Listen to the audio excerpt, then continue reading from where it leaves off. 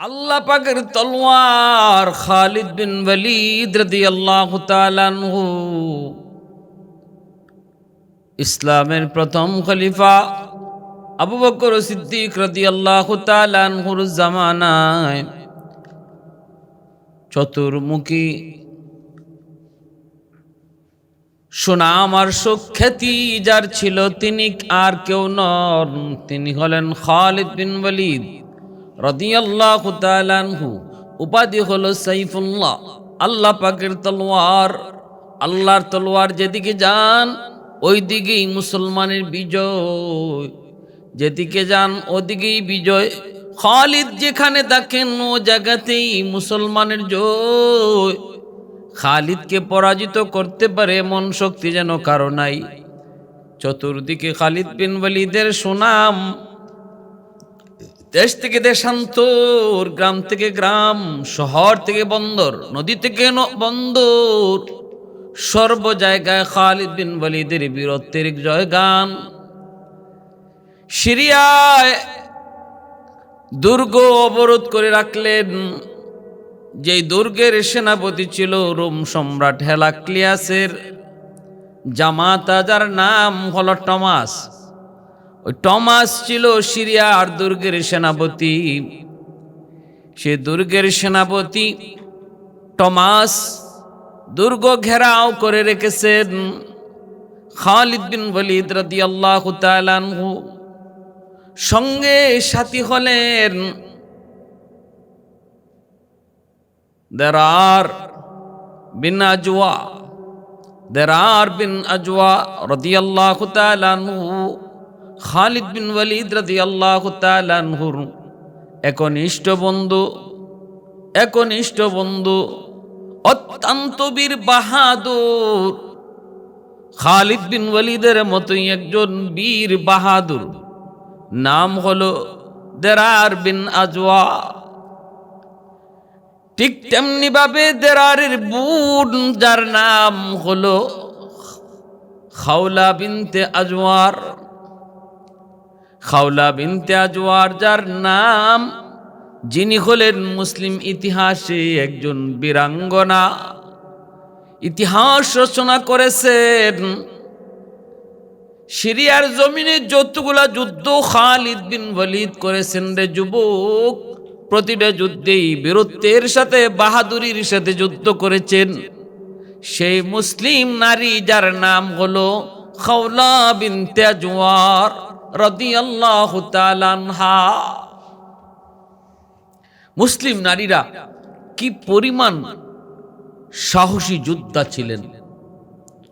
সিরিয়ার ওই দামেস্কের ফটক দুর্গ যখন চতুর্দিক দিয়ে ঘেরাও করে রাখলেন মুসলমানরা, তখন ওই খবর রোম সম্রাট হেরাক্লিয়াসের কাছে পৌঁছে গেল। রোম সম্রাট হেরাক্লিয়াস তার জামাতা টমাসকে সাহায্য করার জন্য বিশাল বাহিনী পাঠিয়ে দিল সিরিয়ার দিকে। এই খবর যখন খালিদ বিন ওয়ালিদ রাদিয়াল্লাহু তাআলা আনহুর কাছে আসলো, সাথে সাথে তিনি পরামর্শে বসে গেলেন। একনিষ্ঠ বন্ধুদের সাথে পরামর্শ করলেন। সিদ্ধান্ত হলো যে আমরা দুর্গ অবরোধ ছেড়ে দিব, রোম সম্রাট হেরাক্লিয়াস যে বাহিনী পাঠাইতেছে সে বাহিনীর মোকাবেলা করব। আমরা দামেস্ক থেকে একটু বাহিরে চলে যাব, দামেস্ক থেকে একটু বের হইয়া সে মরু প্রান্তে তাদেরকে আমরা প্রতিহত করব। আমার ভাইরা বন্ধুরা, যুবক, যেমন সিদ্ধান্ত তেমন কাজ। ওই সিদ্ধান্ত মোতাবেক তারা দামেস্ক থেকে বের হয়ে যাচ্ছেন। খালিদ বিন ওয়ালিদ রাদিয়াল্লাহু তাআলা আনহু রাতের অন্ধকারে সাথীদের নিয়া সিদ্ধান্ত ক্রমে দামেস্ক ছেড়ে দিয়া হেরাক্লিয়াসের বাহিনীকে প্রতিহত করার জন্য দামেস্কের এরিয়ার বাহিরে চলে যাচ্ছেন। গভীর রাত। টমাস যখন বুঝতে পারলো দুর্গ অবরোধ মুসলমানরা প্রত্যাহার করে নিয়েছে, সাথে সাথে এসে তার বাহিনী নিয়ে যারা লুকায় ছিল তার ভিতরে, দুর্গের ভিতরে, তাদেরকে নিয়ে উপস্থিত মিটিংয়ে বসে গেল। সিদ্ধান্ত হলো তারাও দুর্গ থেকে বের হইয়া মুসলমানরা যেই দিকে যাইতে চায় পিছন দিক দিকে মুসলমানদেরকে হামলা করবে এবং ওই মুসলিম বাহিনীর মধ্যে অনেক নারী আছে, নারীদেরকেও তারা কবজা করবে, তাদেরকে বান্দি বানাবে, তাদেরকে নিয়ে ফুর্তি করবে।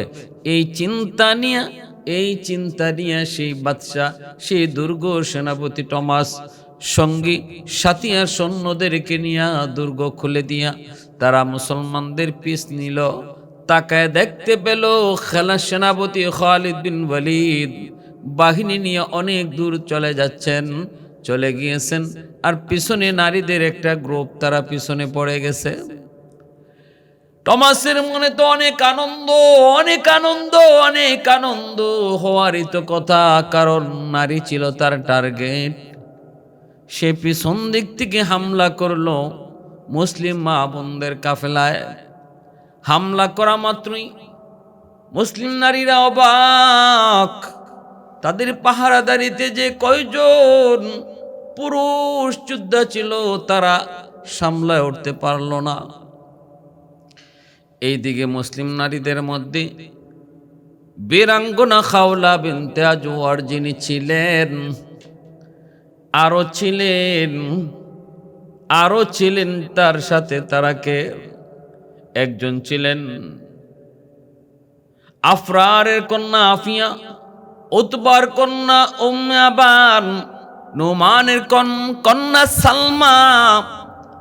তারা প্রত্যেকে এক একজন বীরাঙ্গনা, এক একজন বীর যোদ্ধা। একটা দুইটা নয়, অগণিত যুদ্ধে তারা শরীক হয়েছেন।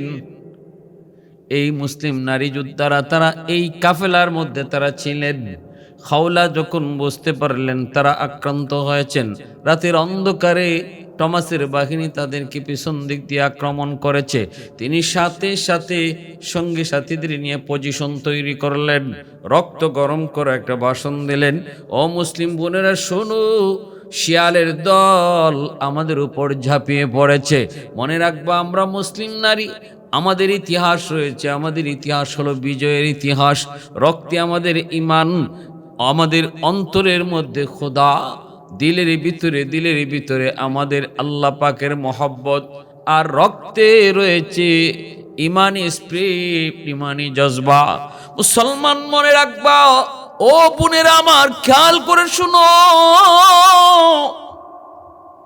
যদি আজ আমরা শহীদ হয়ে যাই আমাদের মৃত্যু নয়, আল্লাহর তৈরি জান্নাতের মেহমান। বেদিন বেঈমানের মৃত্যু, আর বেদিন বেঈমান মরতে দেরি, জাহান্নামে যাইতে দেরি না। আর মুসলমান শহীদ হইতে দেরি, আল্লাহ তৈরি জান্নাত পাইতে দেরি না। ওয়ালা তাকুলু লিমান ইউকতালু ফি সাবিলিল্লাহি আমওয়াত বাল আহইয়াউ ওয়ালাকিন লা তাশউরুন। আল্লাহ পাক রব্বুল আলামিন বলেছেন, যারা আল্লাহর রাস্তায় শহীদ হয় তোমরা তাদেরকে মৃত বলবা না, তারা জীবিত। কারণ শহীদ যারা হয় তাদেরকে আল্লাহ পাক কবরে খাওয়ায় পড়ায়, মানুষ বুঝে না। শহীদের জন্য সব হিসাব আল্লাহর কাছে মাফ। নামাজের হিসাব দিতে হয় না, রোজার হিসাব দিতে হয় না, শহীদের জন্য সব হিসাব মাফ। ইল্লাদ দাইন, শুধুমাত্র দাইন ব্যতীত, ঋণ ব্যতীত, অন্যের হক নষ্ট করা, মানুষের হক নষ্ট করা, এই জিনিসটা ব্যতীত আল্লাহর যত হক আছে সব হক আল্লাহ পাক মাফ করে দেন। যে শহীদ হয় সে আল্লাহর তৈরি জান্নাতে বাইপাস চলে যায়। আল্লাহর তৈরি জান্নাতে যাওয়ার বাইপাস রাস্তা একটাই, সেটা হলো শাহাদত। আর নতুবা জান্নাতে যাওয়ার রাস্তা হলো সরল সঠিক রাস্তা। বাইপাস জান্নাতে যাওয়ার কোনো রাস্তা নেই। জান্নাতে যাওয়ার বাইপাস রোড শুধু একটি, শাহাদত, আল্লাহর রাস্তায় জিহাদ। খাওলা বিনতে আজওয়ার পরিষ্কার ভাষায় তিনি যখন রক্ত গরম করা একটা ভাষণ দিলেন, সাথে সাথে মুসলিম নারীরা সবাই যুদ্ধের জন্য প্রস্তুত হয়ে গেলেন। আওয়াজ দিয়া বললেন, রে বেদিন বেঈমানের দল, আমি খাওলা বলতেছি, আজওয়ারের বোন, আজওয়ারের মেয়ে দিরারের বোন। আজ এই দামেস্কের এই মাটিতে আমি খাওলা ইতিহাস রচনা করব। আজ আমি ইতিহাস রচনা করব, নয়তো শহীদ হব। দুইটার একটা। মুসলিম নারীদের কেমন উদ্বুদ্ধ করলেন, একটা এইভাবে তিনি দাগ দিলেন, বৃত্ত আঁকলেন। এই বৃত্ত আঁকে তিনি বলতেছেন বৃত্ত থেকে কেউ বের হবা না। বৃত্তের মধ্যে গোল হয়ে তারা এভাবে তলোয়ার নিয়ে দাঁড়ায় গেছেন। দুশমনদেরকে ডাক দিয়ে বলেন, যদি কারো মাথা দেহ থেকে মুন্ড আলাদা করতে চাও, বৃত্তের ভিতরে আইসা ঢুকো। মুহূর্তের ভিতরে দুইজন ঢুকতে চাইল, সাথে সাথে মুন্ড আলোক করে দিলেন। টমাস তো অবাক হয়ে গেল, তো নারী নাকি অন্য কেউ, তো আগুন, নারী নয় যেন আগুনের টুকরা। চিন্তা করে হায় হায়, কে সামনে যাবে? আওয়াজ দিয়া কই, এ শিয়ালের দল, তোরা তো কাপুরুষ শিয়াল, তোরা তো রাতের অন্ধকারে মুসলিম নারীদের উপর হামলা করেছ। তাও নারীদের সাথে কোনো তাদের পুরুষেরা নাই, পুরুষ যোদ্ধারা তারা সামনের দিকে চলে গেছে, পিছনের দিকে তোরা লুকায় লুকায় হামলা করেছ। তারপরে আমরা মুসলিম নারী, দিলের ভিতরে আল্লাহর প্রেম, চোখে আমাদের স্বপ্ন, জান্নাত আমাদের টার্গেট। অতএব সাহস থাকলে সামনের দিকে আগাও। সাহস হয় নাই টমাস। এবার চিন্তা করলো, না না, কোনোভাবেই তাদেরকে হয়তো কবজায় আনা যাবে না। বিশাল বাহিনীকে টমাস আদেশ দিল, যাও সবাই মিলে একসাথে আক্রমণ করো, কিন্তু জীবিত তাদেরকে আমি চাই, কেউ তাদেরকে হত্যা করবা না, মুসলিম নারীদেরকে তোমরা বন্দি করো। কয়েকজন মাত্র সেই বৃত্তের ভিতরে ঢুকতে চাইল। টমাস দেখতে পেল ঝড়ের গতিতে খাওলার তলোয়ার এমন ভাবে আঘাত করলো, মুহূর্তের ভিতরে সৈন্যগুলার মুন্ডু আলাদা করে ফেলল। টমাস তো অবাক। এরপরও টমাস আবার আওয়াজ দিয়া কয়, হে মুসলিম নারী, আমি দেখতেছি তোমার বীরত্ব, তোমার কাহিনী, তুমি কি চাও? তারপর আমি তোমাকে বলি, মনে করো তুমি হত্যা করতেছ, কয়জন করবা বলো?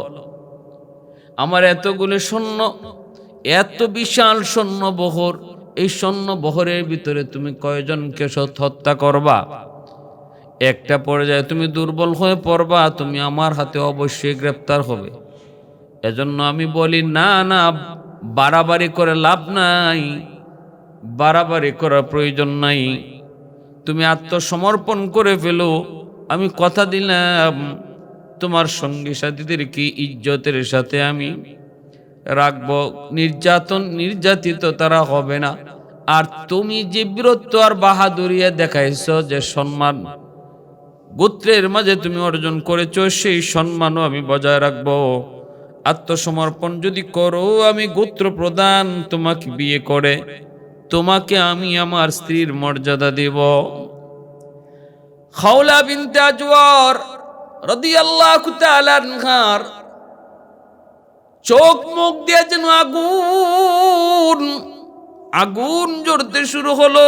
তার কথা শোনা মাত্র চিৎকার দিয়া বলতেছেন, এরে রুমের শিয়ালের দল, এ রুমের শিয়াল, ভালো করে শুন, তুই তো কাপুরুষ, আর আমি কে চিনস নি? আমি খাওলা, আজওয়ারের বোন, আজওয়ারের মেয়ে, আর দারার আমি হলাম আজওয়ারের মেয়ে, খাওলা আর দিরারের বোন। আমি তো ওই দিরারের বোন, যে দিরার খালি গায়ে তোদের সাথে হামলা করার জন্য হাজির হয়। আর তোরা যুদ্ধের বস্ত্র, লোহার বস্ত্র পইরা, লোহার জামা পইরা আমার ভাই দিরারের সামনে তোরা হাজির হতে পারো না, মুন্ড আলাদা করে ফেলে। আমি তো ওই দিরারের বোন, দিরার যুদ্ধের ময়দানে খালি গায়ে হাজির হয়, আর তোরা লোহার বস্ত্র, লোহার কাপড় চুপড় জামা পইরা দিরারের সামনে টিকতে পারো না। আমি তো সেই দিরারের বোন খাওলা, আমাকে তুই বিয়ের প্রস্তাব দাও, তোর মতো কাপুরুষকে আমি বিয়ে করব।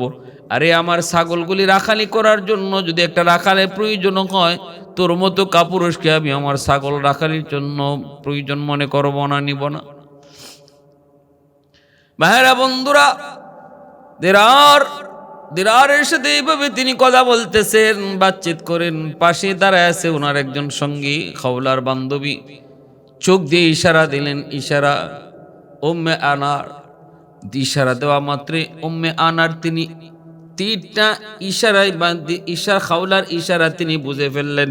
মুহূর্তের ভিতরে তীরটা বাইর কইরা ওই টমাসের কপাল বরাবর মেরে ফেললেন।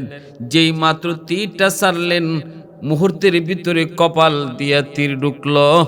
কথা বলা অবস্থায় টমাস এখানে সাথে সাথে দুনিয়া থেকে বিদায়। হইচই পড়ে গেল। টমাস দুর্গপতি, দুর্গের লিডার দুনিয়াতে নাই। মুহূর্তের ভিতরে পরিবেশ উল্টে গেল। তাকায় দেখে আল্লাহু আকবারের ধ্বনিতে ঘোড়ার পিঠে সওয়ার হয়ে কে যেন আসে, যার গায়ে কোনো কাপড় নেই। গায়ে কাপড় নেই, যুদ্ধ করে শুধু একজন, সে আর কেউ নয়, দেরার। আল্লাহু আকবারের আওয়াজ। বোন দুশমনদের হাতে বন্দী। এই খবর শোনা মাত্রই দেরারের গায়ে আর কোনো রক্ত নাই, সব রক্ত আগুন হয়ে গেছে। আল্লাহু আকবার ধ্বনি দিয়ে যখন সামনে আগান, দেরার চলে আসছে বাহিনী নিয়ে। এই আওয়াজ শোনা মাত্রই এই দুর্গের যত বেদিন বেঈমান ভয়ে কাঁপতে শুরু করলো, দুর্গ ছেড়ে পালাইতে ভাগতে লাগলো। ওই দিন খাওলা বিনতে আজওয়ার, দেরারের বোন, ইতিহাস রচনা করেছেন। শুধু এমন একটা দুইটি ইতিহাস নয়, এরকম খাওলা বন্দি অবস্থায় দেরার আয়েশা হাজির হয়েছেন। ঠিক তেমনি দেরারও একবার বন্দি হয়েছেন খ্রিস্টানদের হাতে। সেই বন্দি অবস্থা থেকে ওনার বীরাঙ্গনা বোন খাওলা, তিনি বাইকে দুশমনদের হাত থেকে মুক্ত করেছেন। খালিদ বিন ওয়ালিদ রাদিয়াল্লাহু তাআলা আনহু দেরার বিন আজওয়ারকে তিনি পাঠায় দিলেন রোম সম্রাটের বাহিনীর মোকাবেলা করার জন্য। আর তিনি বলে দিলেন, দেরার দোস্ত, যদি বিপদে পড়ে যাও খবর পাঠায়, তবে বেশি রিস্ক নিও না, হাই রিস্ক নিও না। দেরার বিন আজওয়ার এমন একজন সাহাবী, যার জীবনে রিস্ক ছাড়া কোনো কাম নাই, সব কামই তিনি রিস্কে নিয়েছেন। চলে গেলেন বাহিনী নিয়ে, ৫,০০০ বাহিনী নিয়ে চলে গেলেন। যা দেখতে পেলেন তারা দ্বিগুণের দ্বিগুণ, তারা বাহিনী নিয়ে হাজির। যুদ্ধ শুরু করে দিলেন। খালিদ বিন ওয়ালিদ রাদিয়াল্লাহু তাআলা আনহুর কথা ছিল, প্রয়োজন যদি লাগে আমাকে মেসেজ পাঠাও। কিন্তু দেরার যাইয়েই তিনি অতর্কিত হামলা করলেন রোম সম্রাটের বাহিনীর উপর, রোমান বাহিনীর উপর। অল্প সময়ের ভিতরে পরিস্থিতি এমন হলো, দেরারের বাহিনী বিক্ষিপ্ত হয়ে পড়ল। আর হযরতে দেরার বিন আজওয়ার রোম বাহিনীর কাছে তিনি বন্দী হয়ে গেলেন। অনেক দুশমনকে তিনি দুনিয়া থেকে বিদায় পাঠ কইরা নিজেও আবার বন্দী হয়ে গেলেন। এই খবর যখন আবার আসলো, মুসলিম বাহিনী তখন পিছনে হটতে লাগলো, কারণ দেরার বন্দী হয়ে গেছে। আর বেদিন বেঈমান রোমানদের টার্গেটই ছিল দেরারকে বন্দী করা। দেরারকে বন্দী করে ওরা পিছনের দিকে যেতে সরতে লাগলো। মুসলিম বাহিনীও তখন খালিদ বিন ওয়ালিদের কাছে খবর পাঠাইল। খালিদ বিন ওয়ালিদ নিজেই তিনি আক্রমণ করার জন্য প্রস্তুতি নিলেন। দেরারকে মুক্ত করার জন্য তিনি নিজেই প্রস্তুতি নিলেন, আক্রমণ করবেন, আসতেছেন। খালিদ বিন ওয়ালিদ তিনি আসতেছেন। কিন্তু খালিদ বিন ওয়ালিদ আসার আগেই মুসলিম বাহিনী দেখতে পেল একজন বীর বাহাদুর ঘোড়ার পিঠে সওয়ার হইয়া দুশমনদের ভিতরে যায় বীর বিক্রমে যুদ্ধ শুরু করলো। কিন্তু তারে চেনা যায় না, বোঝা যায় না। মাথার মধ্যে সবুজ পাগড়ি, মুখটা কাপড় দিয়ে ঢাকা, সারা বডিটা তার লোহার বস্ত্র। চিনার কুদরত নাই, শুধু চোখটা দেখা যায়। মুসলিম বাহিনী তারা বুঝে নাই, কেউ মনে করছেন ইনি খালিদ বিন ওয়ালিদ, কিন্তু অন্যরা কয় না, ইনি খালিদ নন, ইনি খালিদ বিন ওয়ালিদ নন, ইনি খালিদ নন।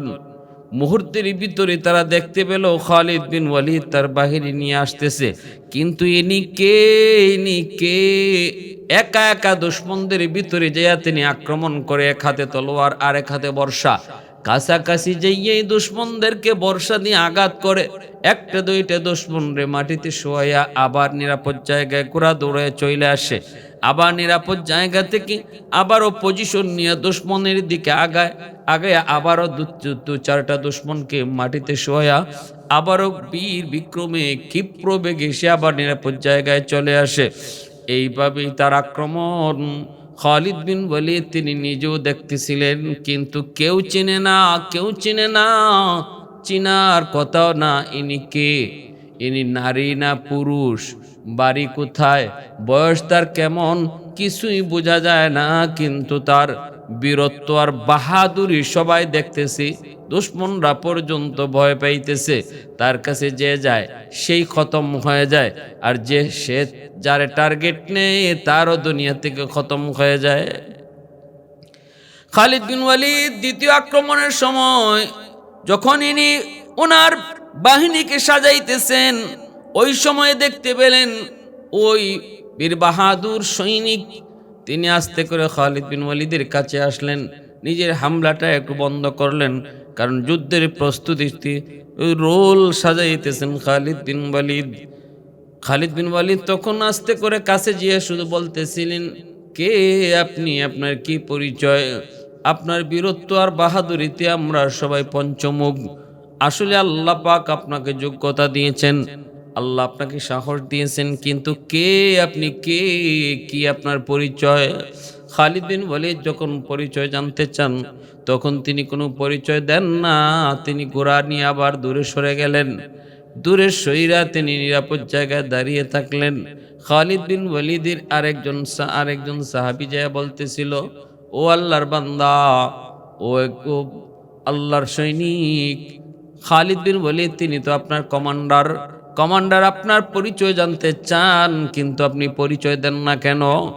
ওই লোকেরও তিনি কোনো জবাব দিলেন না দিয়ে তিনি আবারও আক্রমণ করলেন। দুশমনদের আবারও কয়েকটা দুশমনরা খতম করে আবারও নিরাপদে আর জায়গায় দাঁড়ায় থাকেন। এইভাবেই পরিচয় দেন না, পরিচয় দেওয়ার প্রয়োজন মনে করেন না, কিন্তু তার হাত থেকে কেউ বাঁচতেছেও না। খালিদ বিন ওয়ালিদ তিনি ঘোড়া দৌড়ে তার কাছে চলে গেলেন। কাছে যায় তিনি বলতেছেন, একটু দয়া করে আল্লাহর জন্য বলতেছি, আল্লাহর জন্য, যুদ্ধ শৃঙ্খলা বজায় রাখার জন্য বলি, একটু পরিচয়টা দেন। আপনি কি আপনার পরিচয়, কে আপনি একটু বলেন। যেই মাত্র আল্লাহর জন্য এই যে আল্লাহর ওয়াস্তে করে তিনি পরিচয় জানতে চাইলেন, তখন তিনি তার পরিচয়টা দিতে যায় যখন আওয়াজটা দিলেন, আওয়াজটা শোনা মাত্রই খালিদ বিন ওয়ালিদ যেন তার মাথায় আসমান ভেঙে পড়ল। তিনি আওয়াজটা শুনেই বুঝে ফেললেন ইনি কোনো পুরুষ নন, ইনি একজন নারী। আওয়াজটা দিয়ে বলতেছে, ও আল্লাহর তলোয়ার, আপনার বীর বাহাদুরি আর বীরত্বের আমি প্রশংসা করি। আল্লাহ আপনাকে অনেক বাহাদুরি, আল্লাহ আপনাকে অনেক সাহস দিয়েছে, আল্লাহ আপনাকে অনেক যোগ্যতা দিয়েছে, উপাধি আপনাকে নবী দিয়েছে সাইফুল্লাহ, সর্বলাইনি আপনি আমার চেয়ে অনেক অনেক অনেক উপরে। আমি ছোট্ট একটা নারী, আমি ছোট্ট একটা বালিকা, আমার নাম হলো খাওলা, আমার ভাইয়ের নাম হলো দেরার, আমার বাবার নাম হলো আজওয়ার। যেই মাত্র এই পরিচয় দিলেন তখনই খালিদ বিন ওয়ালিদ তিনি বুঝে গেলেন, খাওলা বলতেছে আমার ভাইকে দুশমনরা বন্দী করেছে। এই ভাই তো আমার সেই ভাই যার রক্তে আমার বাবার রক্ত আজওয়ার, ওই রক্ত তো আমি খাওলা আর গায়ে ভাইয়ের রক্ত, আমরা তো একই বাবার সন্তান। আমি নিজের ঠিক রাখতে পারলাম না, ভাই বন্দী। এই খবর পাওয়া মাত্রই নারীদের কাছ থেকে আমি বিদায় নিয়ে দুশমনদের উপরে হামলা করেছি। যদিও আপনার অনুমতি নেই নাই, বেয়াদবি হয়েছে, ক্ষমা সুন্দর দৃষ্টিতে দেখবেন। খাওলা ওই দিন তিনি একাই যা দেখাইছিলেন, মুসলিম বাহিনী তারা দেখছে রোমান সৈন্যরা ভীত হয়ে গেছে। খালিদ বিন ওয়ালিদ তখন বলেছেন, খাওলা চলো আর একা নয়, দুজনে মিলে আঘাত করিয়া আর দেরারকে মুক্ত করিয়া নি। খালিদ বিন ওয়ালিদ আর খাওলা বিনতে আজওয়ার দুইজন সেদিন এমন আক্রমণ করলেন, হাজারো হাজারো দুশমনকে কচুকাটা কইরা দেরার বিন আজওয়ারকে আবার মুক্ত করে তারা নিয়ে আসলেন। ইতিহাস রচনা করেছেন মুসলিম ইতিহাসে ইতিহাস লিখে গেছেন খাওলা বিনতে আজওয়ার রাদিয়াল্লাহু তাআলা আনহা কে হযরত দেরার বিন আজওয়ারের বোন খালিদ বিন ওয়ালিদ রাদিয়াল্লাহু তাআলা আনহুর সময়ের একজন না, খালিদ বিন ওয়ালিদ রাদিয়াল্লাহু তাআলা আনহুর সময়কালীন কয়েকজন মুসলিম নারী তারা এরকম নিজেদের ইতিহাস, বীরত্বের ইতিহাস তারা রচনা করে গেছেন। অতএব ইসলাম এমন এক ধর্ম, যেই ধর্ম নারীদেরকেও তাদের অধিকার দেয়, নারীদেরকেও তাদের মর্যাদা দেয়। একজন নারী সে তার পর্দা পুশিদা ঠিক রেখে সে যুদ্ধ বিগ্রহ যদি অংশগ্রহণ করতে পারে, তাহলে নারীকে কোন দিক দিয়ে ইসলাম সম্মান কম দিল? নারী ঘরে থাকবে, তার প্রয়োজন না থাকলে শরী প্রয়োজন, ইসলামী শরী প্রয়োজন যদি তার থাকে, তাহলে তাকে ঘর থেকে বের হওয়ার অনুমতিও শরীয়তে দেয়, যুদ্ধক্ষেত্রে অনুমতি দেয়, তাহলে আর কোন জায়গায় দেবে না? প্যারে হাজিরিন, এজন্য ইসলামই একমাত্র ধর্ম যেই ধর্মকে নারী বাহিরে যাওয়ার জন্য সুযোগ দেয়, অনুমতি দেয়, কিন্তু এর আগেই বলে যে তার নিরাপত্তার 100% গ্যারান্টি দিতে হবে, তার জন্য সে পরিবেশ তৈরি করতে হবে। আজকে নারীরা কলেজ ভার্সিটিতে পড়বে, আমরা ইসলাম নিষেধ করবে না, জাগতিক শিক্ষা অর্জন করবে, এটাও ইসলাম নিষেধ করবে না, কিন্তু ইসলাম বলে তার জাগতিক শিক্ষা কলেজ ভার্সিটিতে পড়ালেখা করার আগে ওই পরিবেশ তৈরি করো, 100% তার নিশ্চয়তা দাও যে আমার মা, আমার বোন, আমার কন্যা ওই পরিবেশে গেলে পরে তার ইজ্জত রক্ষা হবে, তার সম্মান ঠিক থাকবে, তার পর্দা পুশিদার ঠিক থাকবে, তার সম্ভ্রম ঠিক থাকবে। এর গ্যারান্টি আগে তোমাকে দিতে হবে। এটা হলো সরকারের দায়িত্ব, এটা হলো প্রশাসনের দায়িত্ব। যদি এই দায়িত্ব তারা ঠিকমতো আদায় করে, কখনো ইসলাম বলে না যে নারীরা কিছুই করতে পারবে না, শুধু ঘরে বসে থাকবে।